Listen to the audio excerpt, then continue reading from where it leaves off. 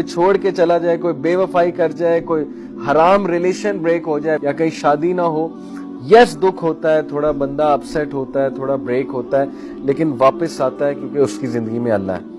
صرف ایک ریلیشن جو ہے وہ قائم رہتا ہے, کسی کو اللہ کے لیے پسند کرنا.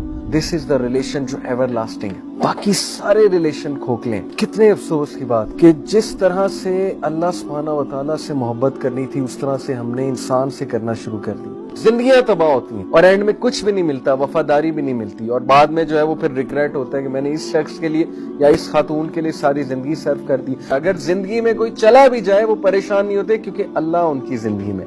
ایز لانگ ایز اللہ is there they are not worried, اور اس کی پرائیورٹی اللہ تعالیٰ ہے. الٹیمیٹلی وہ اللہ کی طرف واپس آتا ہے کیونکہ ایمان لانے والے اللہ کی محبت میں بہت شدت اختیار کرتے ہیں. دے لو اللہ سبحانہ و تعالیٰ the most, they love Allah subhanahu wa ta'ala dearly. And then Allah says, جو کوئی بھی اللہ سے ہٹ کے کسی غیر اللہ سے دل لگائے گا اس طرح سے جس طرح سے اللہ سے لگانے کا حق ہے وہ ہرٹ ہی ہوگا. کسی غیر کو خیرات دینا آسان ہوتا ہے.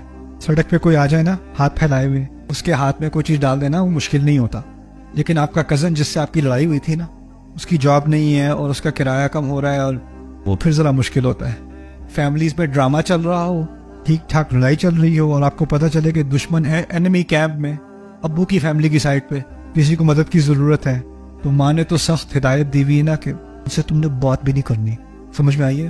تو ہم کیا کرتے ہیں, فیملی کی وفاداری کے نام پہ جو قریبی رشتہ داریاں ہوتی ہیں نا, پہلے ہم دیکھتے ہیں ان سے بات کر کے, ان کی مدد کر کے کس کو غصہ آئے گا, اور اس کو دیکھ کے اس کا لحاظ کر کے پھر ہم ان کا حق نہیں دیتے.